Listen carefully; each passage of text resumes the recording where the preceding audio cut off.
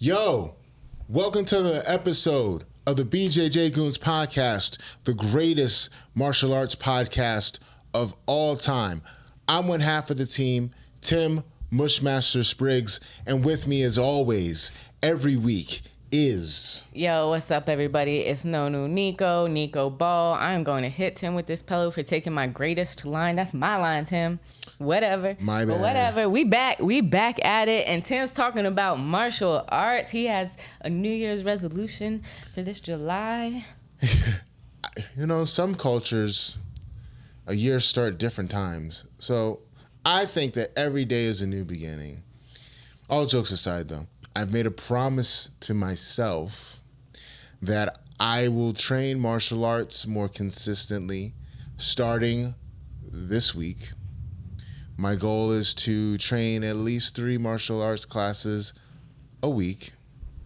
On top of all the other things that I do, I think that I know for a fact that martial arts has been a huge part of my life and that my life is better with me doing it more consistently. And I need to go back to doing martial arts for fun. We talk a lot about this show about competition. But martial arts is more than just competition. And to be honest, some of the best martial artists don't compete. There are some guys that are killers that do not compete.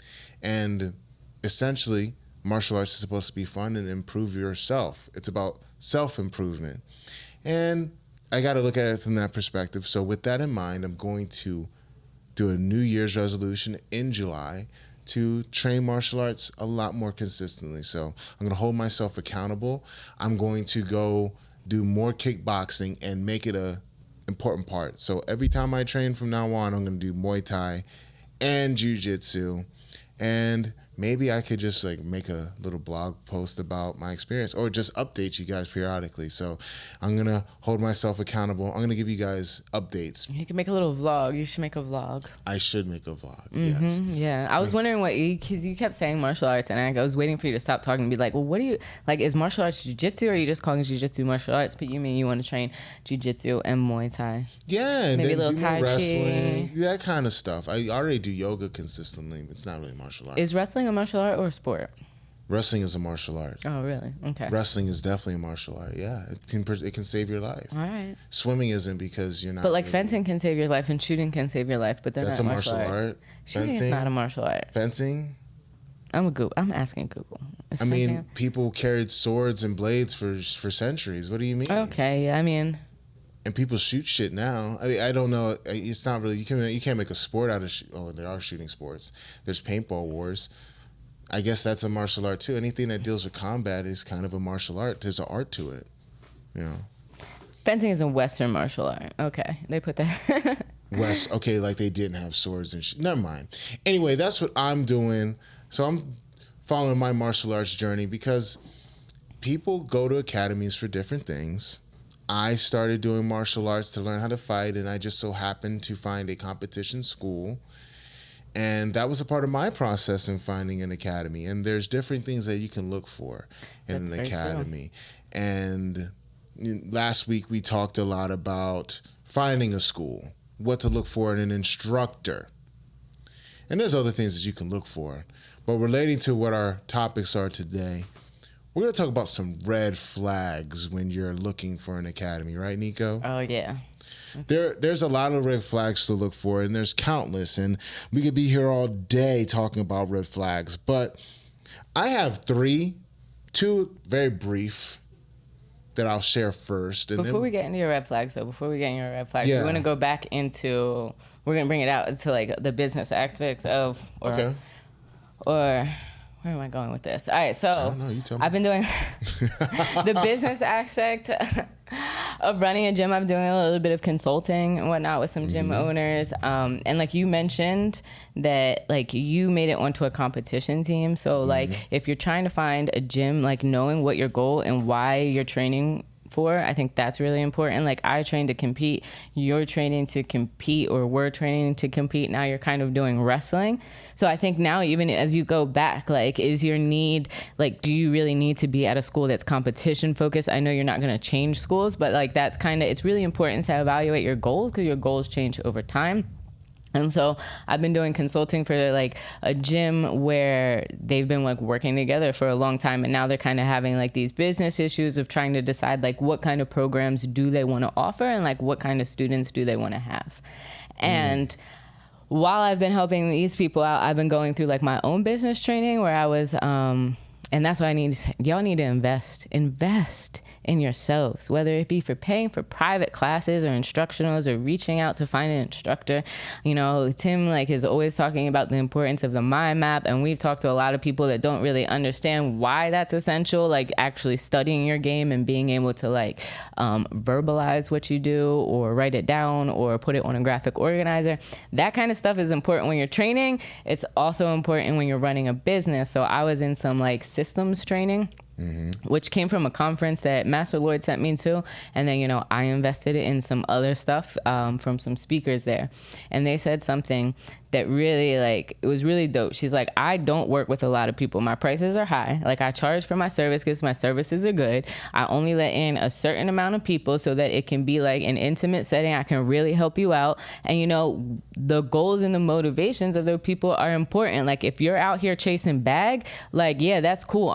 If you're all about your coins, that's gravy, but you're not my target market. Like, you're not the kind of people that are coming to my training or are going to get through the vetting process of the training.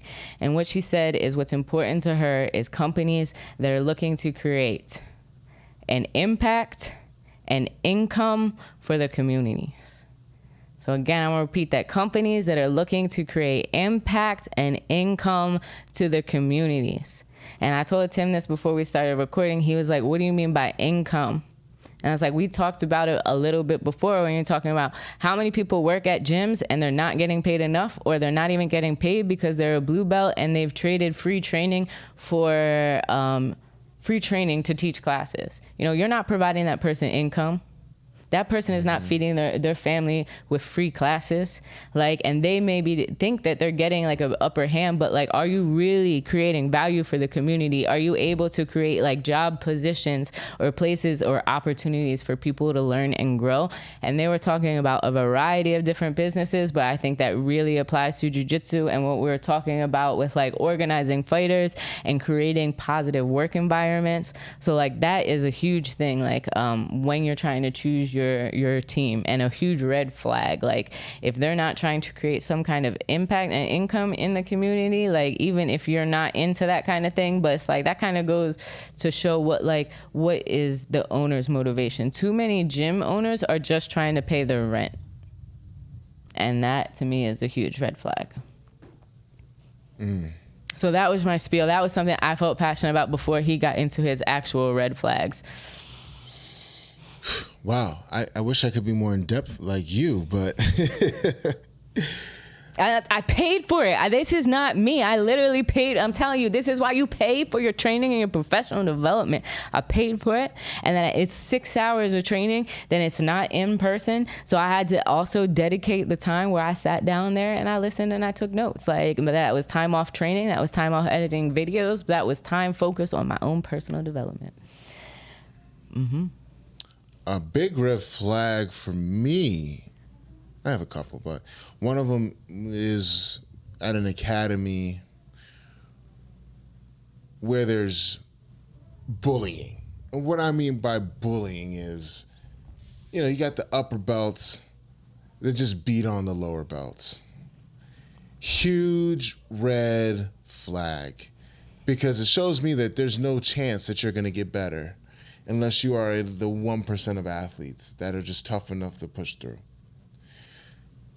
A gym is a laboratory. It is not a coliseum. You're going there to learn. The upper belts being dicks and just bullying the lower belts, not even trying to help them, that's a huge red flag. Somebody write that down. The gym is a laboratory, not a coliseum. Somebody get the timestamp. Where is the intern that we need? A new one? At 10 minutes, 10 seconds. All right, about 10-minute mark. The gym is a laboratory. That's one thing. Another red flag for me is creepy upper belts.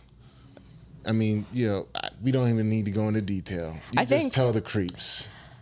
Creepy behavior, like the guy that always wants to roll with the girls, even though he's an upper belt, and like, bro, we're trying to train for a competition. Why are you training with the girls? Why do you always want to drill with the same girl over and over again? I mean, I know you guys are practically the same size, but bro, she's a lower belt. Or like y'all the same belt rank, and there's other guys that are around your size that are training for competition. Like, that's kind of creepy to me. Like, little creepy shit. And as a woman, you could probably go into more detail than I ever could. Apparently, I was trying to tell a guy, this was outside of a jiu-jitsu atmosphere, but we were at a bar, and I was like, yo, the way you're looking around, like, as a female, you kind of look, and apparently I was drunk, so I called him a predator, and I feel really bad, but it was just like, and I meant to say, like, because when you say, like, we don't need to explain creeps, I feel like you really do, because there's lots of, like, it's like a spectrum, and like under there he has microaggressions. We haven't gotten to that, but there's micro creeps. There's different levels. So it's like, he's not a creep. He's a really nice guy. All I was trying to explain to him is, like, I could tell when you got there, you look like, you could just tell, like, your eyes were darting around, you were looking around, you were like going over to talk to different people. I was like, that as an introvert, like, I don't know, to me that was giving almost creepy, but I didn't mean it as a bad way. I meant it like, I also know I speak from a place of trauma. I don't trust a lot of people. So I was just trying to explain to him that, like, some creeps don't even realize they're creeps. I know a lot of really sweet creeps, like somebody that brought, and you better be listening to this, you better hear this, or you better listen to my podcast, son. He brought like a girl to the gym, really sweet girl. I like training with her a lot. Yeah. But he met her off Tinder, and he's like, I wonder if this is a good way to like kind of get girls into jiu-jitsu, like not sleep with them, but get them into jiu-jitsu. I was like, what? I was like, that's strange on so many levels. I was like, as good intention as that seemed, no. So there's a lot of guys. I think guys need to be aware of your behavior, maybe, because there's a lot of micro creeps. Yeah. I mean, even when I talk to girls, or women, I'm sorry. Well, fuck it, girls. I'm very cognizant of how I come off. But if you're in an environment where nobody checks anybody, that's a red flag. Because there's got to be guys in there that are cool enough to know, or mature enough to know when someone's being a creep. Yeah. And nip that shit in the bud. And if there's no one there, that means either guys have been there that called out the creeps, or like they were just so disgusted by the creepiness that they left, or just the guys in there are inept. And you don't want to train there because creeps ruin everything. Yeah. I'm just keeping it at, creeps ruin everything. They'll ruin a team. Yep. Shout out to this person for asking me, though, before they attempted to do it. Like, that's a good way to, like, if you are a man and you feel like you might suffer from that, and it's not even creeps, because, I've sat here and heard Tim just have, like, worry about the impression that female students might get, and, like, in a way that, like, with the amount of people, and it's been happening to me a lot, that especially when we talk about the adopt the cop that want to bring up, like, TLI and that rape shit, the amount of anxiety that I see some men, not just Tim, talk about, like, oh, what if I get Me Too'd, or what if I try to do this just unintentionally and it blows back on me? You also kind of see that fear from guys, and it's not really spoken about a lot. No, not at all. It's a fucked up time to, like, court people. It'd be romantic, just get to know someone, just striking up a conversation. Whether you're trying to get in somebody's guts or not, it's just a very precarious time. It is a minefield. Those are the red flags that I have. I mean, there's plenty, but we're just going to keep it to those. You have one that's a real big one, though, don't you? Yeah, I think this is one that's going to take up the next part of this episode. My big red flag is adopt the cop programs. Oh, boy. This is a controversial one. All right. Yep. So I recently, if you know me, I got into this whole stink with an academy from New York where I got a message. No, first of all, one of their students came down to DC, and like, so, if you're a follower of this podcast, we've interviewed almost all of my friends from New York. All of my friends used to train at, I'm gonna drop the name because they came at me hard. They all used to train at Bronx Jiu-Jitsu, and then Bronx Jiu-Jitsu started an Adopt the Cop program, and they all left. All right. So I was apparently in a group chat on Facebook from the Bronx people, and I only realized they started an Adopt the Cop program and all those people left when I sent a picture of a student from a social program that I know. He came to DC. He came to DC at an anti-cop event, mind you. He was fighting at an anti-cop event. Wow. And I sent a picture. He was there, and like then I got a message back. He was like, "Yeah, I actually don't train there anymore. Like they started an Adopt a Cop program." So like everybody cool I know left the academy. Yeah. So like I got that. Everyone is cool. Yeah. So I got a notification, like something in the group, and I was just like, I'm all about curate your community, right? Curate your community. So, and I did, I guess I went into the group and I was like, why am I even in this group? Put a vomit face emoji. I was like, who would adopt cops? Sent that in the group, took a screenshot, left the group, posted my comment on Instagram and then on my stories. And what I said is like, yo, I used to think Junior was mad cool. And then I tagged Bronx Jiu-Jitsu. And people, like I got so many angry, aggressive messages from everybody except Junior, mind you. And they were all mad about that post. They don't realize what I also did. And I'm gonna tell y'all now, what I also did is like when you go on Instagram, when I say curate your community, I mean that with a passion. And y'all gotta understand, like I work with at-risk youth that's been formerly incarcerated and like felons. That's like my demographic with like Favelas Jiu-Jitsu. BJJ Goons is like, I guess like I keep telling Tim, we can't just say we black jiu-jitsu because we're not just black, we for the people of color, whatever, but it's kind of like the alternative platform. So first of all, if y'all had issues with my posts, why are you even following me? Because I post fuck 5-0 all of the time.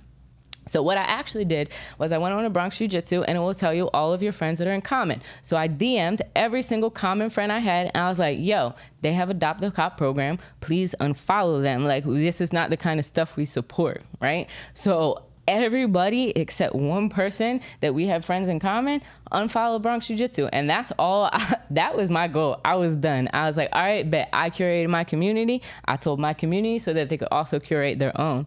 I had one person respond. He's a photographer. Now that I realize who he is, like a real dope person that was introduced to me through Full Grappling. He was like, yo, Junior has helped me out before and let me train for free when I need it. Like, so, I don't care about the Adopt the Cop program. And I told him, cool, respectfully, I'm gonna curate you out of my community because, you saying that someone helping you can turn a blind eye on something that is systemic. Bet. And that person, all he said was like, all right, if that's what you feel like you need to do to create some peace of mind, like we chopped it up a couple of times at competitions, like do what's best for you. No hate. So that's what I actually did, was get people to unfollow them. But I got a lot of blowback about the Adopt the Cop thing.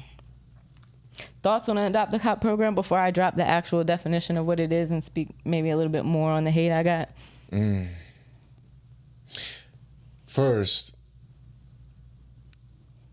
just because someone gives you free jiu-jitsu, once they realize once they show you that they're a fuckboy, you kind of just got to step to the side. If they show true colors that you morally are against, getting free shit is not enough for me to sacrifice my principles. But my idea to what you were saying about Adopt a Cop, I don't know why people with full-time government jobs need to get more free shit. Problem number one. And it's free shit in something that isn't an essential thing. There are plenty of people that need jiu-jitsu more than the police. Statistically speaking, police are in less danger than the people that they police. If we're being fair, people get shot by the police all the time. You think that these cops are going to shoot a fair one with somebody on the street? No. They're going to just pull up and just Osoto somebody and then put them in a head and arm choke on the ground? They don't. Like, even in D.C. It don't. To me, it's like they don't need jiu-jitsu. They need to just learn jiu-jitsu in the academy or just pay for it because it's a part of your job. That's like, I mean, I'm pretty sure they do that. Like a gun range giving cops free shit. Like, I don't know if gun ranges... Normally it's discounts. Like, cops will get discounts. And, like, what you say... Wait, what? Like, about... They have salaries. Like, why aren't they learning in the academy? Like, somebody told me it's noble. I was like, What's it's noble? not noble. Noble giving cops, like helping train cops. And it's like you said, like they have salaries. So what would be noble is like, it's not noble, it's easy. What would be noble is if you changed whoever you need to lobby or change the way the police academy runs, so that the police academy is hiring these BJJ black belts to train these cops before they go out, and then they're shooting unarmed or potentially armed, but not people that are potentially armed but not a threat. You know, because it's wild. Like somebody from the Bronx hit me up and they're like, well, I hope you and your family never need the cops and da da da da. I was like, first of all, I have a lot of friends that are cops. I have a lot of friends in the military. Like defund 5-0 is not abolish cops. So what I said to her, I was like, have you ever called the cops and they not come? And she's like, that never happens. They come for me. They come through for everyone. And I think this was on the... I think this was on the same day. I think this was on the same day they released the footage of the Uvalde police and the fact that the Uvalde police lied about how many cops showed up. So not only do they not come, they don't report it correctly because they were trying to save their ass. And I don't know if you saw the video, sweetie, and you probably won't hear this because I blocked you, but like, did you see that man going to get hand sanitizer while young children were being shot? Like, because if you saw the video, no, they had to edit out the screams of the children as those men stood in the hallway. They shouldn't have done that. And they ran. So tell me the cops come through for anyone. Like, I was like, we're even looking like this morning, the footage was released from the guy that was shot in the wharf. I don't know if you know, but it was like a drunk off-duty cop saw somebody brandishing a weapon, and then they ran. They weren't shooting at anybody, they were running. Shot him in the back. And then they proceeded, he's dying, if not dead on the ground, they proceeded to handcuff him before they turned him over and tried to save his life. So shorty, tell me, cops, tell me. I'm so glad you said that on social media because I'm going to slap the shit out of you and caught them charges, whatever. Like, holy but no, moly. What I did say to her was like, maybe you should try to speak to more people from at-risk or marginalized communities about their experiences. And then I blocked her. That's like the funniest shit I've heard on this podcast in a long time. Yo, cops come for everybody. Like I wouldn't even rely on them. Cause you know, I live in a nice place. Like I was a black guy in a nice house. Like they might think I'm breaking in if I called. And then I'm a statistic and on a t-shirt. All jokes aside, I don't agree with it, Nico. I hate the idea of people getting free shit when all these people that actually need it aren't getting it. All right, so then the people that are going to say these people aren't getting free shit, and the people saying that I dragged Junior. First of all, I ain't dragged Junior. Junior, after this whole situation, I have a lot more respect for Junior than his students. Some of his students need to follow in line because all that man did was he was like, Nico's talking shit, block. Like that's all he did. And I respect that. All right. So what is an Adopt the Cop program? What is this noble program? Adopt the Cop is actually a 501c3. So it is a nonprofit organization. It was founded in 2020 after a slew of highly publicized police-involved shootings. Founder Mitch Aguilar is a professional mixed martial arts, blah, blah, blah, blah, blah, stuff we don't care. As many people began calling to defund the police, Mitch knew that would only serve to exacerbate the problem. He believes that what our police officers really need is more and better training, and Adopt the Cop BJJ was created to help fulfill the unmet needs. Police officers receive minimal instruction or practice in managing physical volatile situations. So there is the actual problem. Police officers receive minimal instruction or practice in managing physical volatile situation. So why aren't we trying to change those practices instead of giving them free classes? But anyway, let's skip around. An officer who has the necessary knowledge and skills to effectively control a combative situation will feel more confident in their ability to change the job. This is what we know. This is why we're saying you need to learn it before you're an officer, not after. I'm trying to get to the financial part. All right, here we go. Officers interested in the program submit an application to Adopt the Cop BJJ. We contact the BJJ Academy of their choice in their community to determine if the gym will become an affiliate location. Affiliate academies agree to literally adopt a cop by allowing one police officer to train for free and subsequent officers to train at a reduced membership fee of $50 a month, where gym academies normally cost $120. Like $120 minimum, like, so, okay. So we're letting one person train for free, and then we're letting somebody else train for like $100 discount, maybe, $50 discount if you have a really small gym. Sponsorship is attendance based, and officers must train at least once a week. Officers are expected to check in by posting once a week using a hashtag, and this program extends till they're a blue belt. Yo, you can get it. So that's what an Adopt a Cop program is. Comments before I just spit my hate about it. So a minimum of one class a week? Yeah, so you can learn basically nothing but promote the program on social media. Oh. That sounds like a scam. Also, what is the mentality of someone that does this program? Are they doing it for clout to make, I don't even know what to call them, like Proud Boy, right-wing bootlickers happy or make them feel comfortable? Is it a marketing scheme? Because I don't think it's helping. And I think I'm skeptical. I'm a natural skeptic. I'm naturally pessimistic. I don't think these people are adopting cops out of the goodness of their heart. I think they're doing it as a marketing ploy. A marketing ploy? I mean, yeah. I would adopt a cop for a favor. That's the only reason I'm adopting a cop. And it's soulless. If you look at it from a critical standpoint, if you're really this martial arts guru, there's no fucking way that's going to make them safer and make the streets safer. It is all for clout. Look at the year and the times in which that was made. It just seemed as though it's some right-wing douchebag that hates black people and wanted to find a way to bootlick and support the idea that, it's okay for police to kill people for no good fucking reason.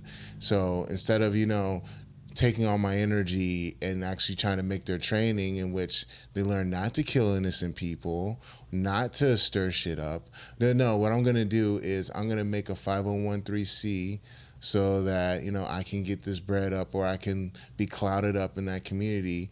And the people that do this at their academy, they're making a virtue statement. They're saying a lot without saying anything by doing this. And as a person of color, it makes me uncomfortable. And the crazy part is I am from a family of public servants, a lot of military police. So I'm not just somebody that's like, oh, I hate all cops. Like, I'm not like that at all. But what I am is somebody that is a concerned citizen with the way policing is. And quite frankly, I don't like the way that sometimes police in our society bully people, and they're allowed to bully people because the people in charge, oppressors, for lack of a better term, use police as their military force. And it's not cool. And what bothers me too is like, it's all about money. All about money or clout or image. It's like, what is the accountability? So when you talk about, because I have a degree in educational psychology and like program evaluation and things like that. So we say, like, how do we know these cops are going? Because they've posted to social media and put a hashtag. That is not program accountability. That is program clout. Like, this is what you do when you're trying to run a for-profit building. And it's like, all right, you're going to take this testimonial. Because I do mad testimonials and stuff like that for Master Lloyd. I know what, like, a pyramid scheme is. Don't get me started. That's a whole Patreon article. Go ahead. But that drives me crazy. What other points did I have? Like, more hate. Do you need more hate in your heart, Nico? No. So do you it's have enough time to get all that hate out? Some other issues that I had. I was like, my other issue is like, so first of all, you're choosing kids over cops. You mean cops over kids? Cops over kids. You're choosing cops over kids. Again, civil servants, even somebody after I made this post, he was like, yo, I'm a civil servant. I would never ask like the government or anybody else to pay for it. I got the money. I can pay for it. So, why aren't you changing the police academy? Why aren't you making people with salaries pay? And like, you have a choice. You could provide free classes to kids or people from the community, the people that are actually picking up these guns, and they're picking up the guns because they don't know what else to do and they don't have any other positive mentors in their life. That would have been the better choice. The 501(c)s, if the Adopt a Cop program, all those cops should be fundraising to get kids off the street, not themselves in gyms, So that's my issue with it. And then you also got to think, it's very triggering. And that's why I don't support it. And that's why I made the post, because my followers, if you go far enough back in this podcast, you will see on this podcast, I had to tell a former student, because he texted me, I was the first person to talk to him, that his friend got shot, fell asleep at 3 a.m. in the morning. He did have a gun on him, on his hip. Visible, not pulled. He was asleep. The cops woke him up and shot him 10 times. And you can see on this podcast, I was the one that had to tell him. That was one of the worst moments in my life, because I didn't want to tell him. I wanted another one of my students to have to tell him, and not me, because it's a horrible feeling to have to tell somebody that. So no, I don't want to go to a gym where there might be a cop there training for free or whatever, because every week I have to look up that kid's name and see if that cop that killed him unjustly got any justice served, and there is no information on that. Nothing has happened. And when nothing has happened, he is on paid administrative leave. That means he's still getting paid with my tax dollars. So that's my issue with Adopt the Cop programs. Not only is it financially, fiscally not intelligent, but think about the emotional well-being of these students, especially Bronx Jiu-Jitsu. There are not that many gyms. And let me tell you, the people that left Bronx Jiu-Jitsu, at least one of them was going to kill me for mentioning the gym so much. Like, they were like, yo, I do my shit, but I don't mention nobody's names because people got to eat, shorty. But like here, I'm hot-headed, so I'm sorry.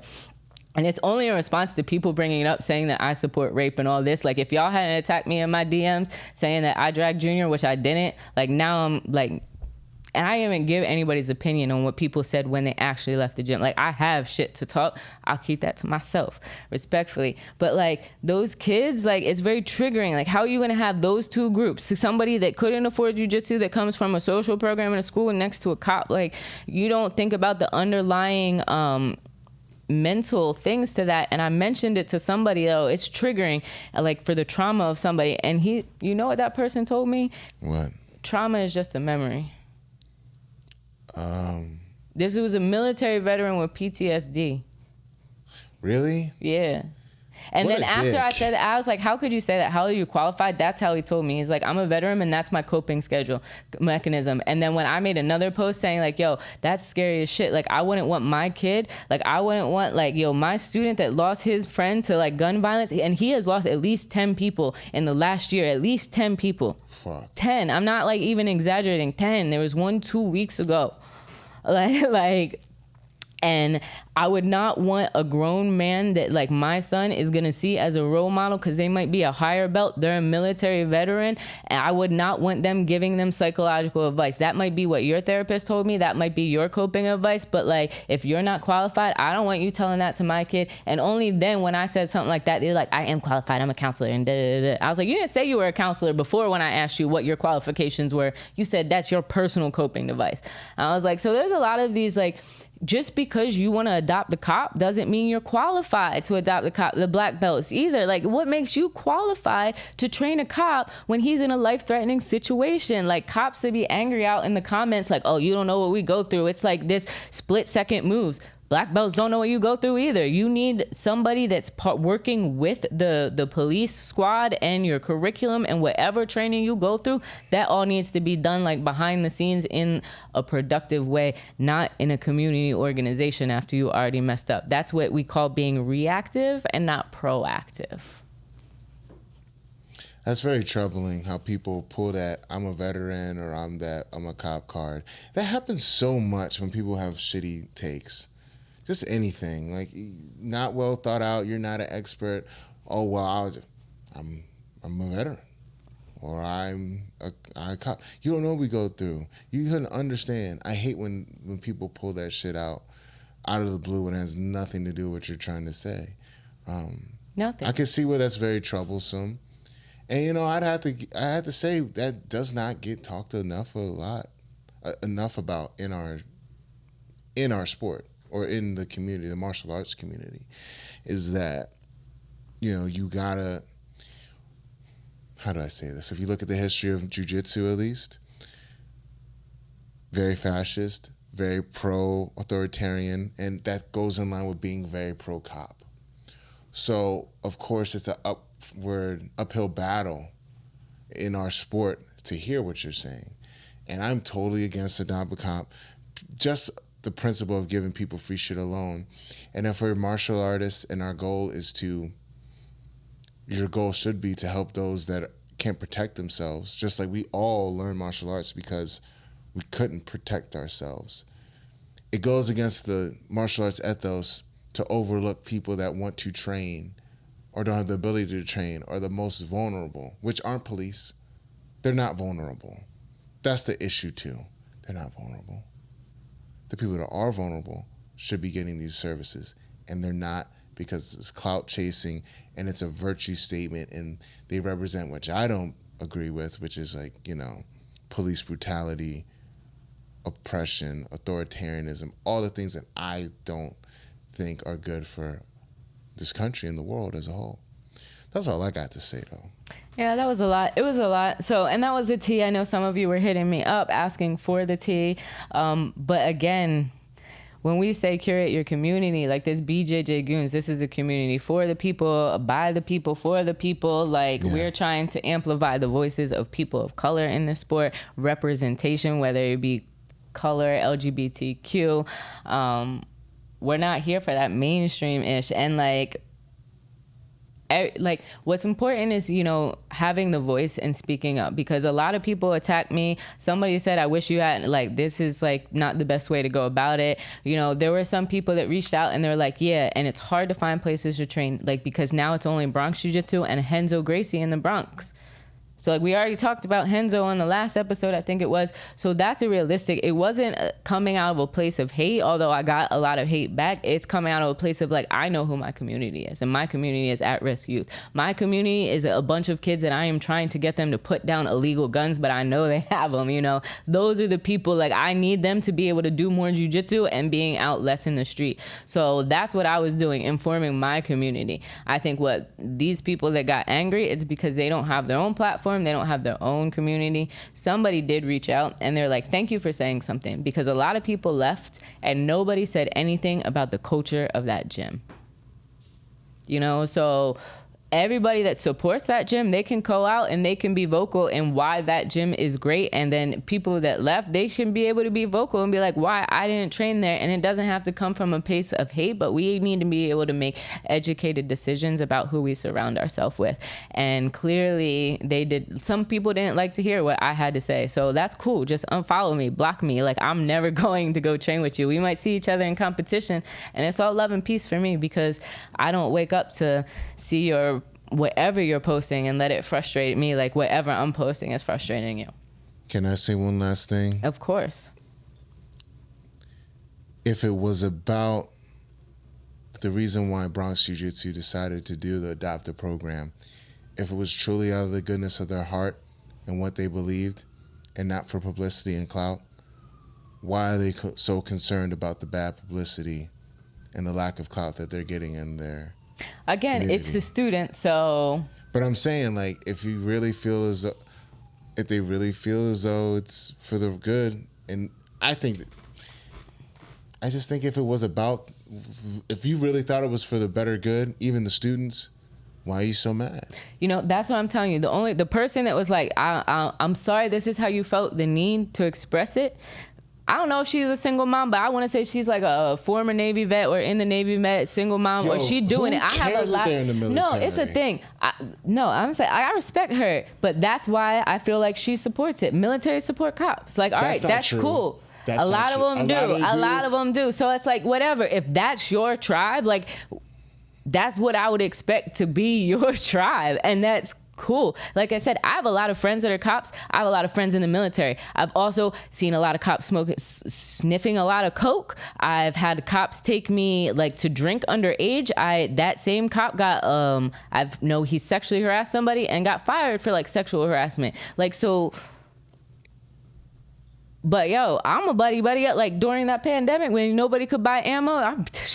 Let me find a cop friend that's going to give me some ammo. But they're not close to me. But I also know, knowing cops, because that's how I inform myself about the law. You want to know, I know a lot of cops don't know gun laws though. So when I try to seek out gun laws, so I'm not saying all cops are bad. I'm saying the system. Yeah. But bang with who you want to bang with. Just stay over there. That's how I have to say. Well, wow. Well, we just lost. Well, no, actually, probably gained more support after this. That's funny that you mentioned that. So I have more followers after this because I'm trying to get to like the next grand of followers. So like I was like, dang, I'm starting all this drama. I only went down 5 followers and now I'm up more than 5. So Controversy creates cash. Yeah, good job, Nico. Anything you'd like to add before we wrap? Follow me for more drama and Portuguese for Jiu-Jitsu on Instagram at No New Nico. And you can pick up your vocabulary list and your official BJJ Goons merch at favelajujitsu.com. Love y'all. You can find me at timspriggsbjj.com, where I teach private lessons virtually and in person. I do match critiques where I break down your match footage and tell you what you need to improve upon. And I can also create a game plan for you. You can also see me on Instagram or Facebook at timspriggsbjj.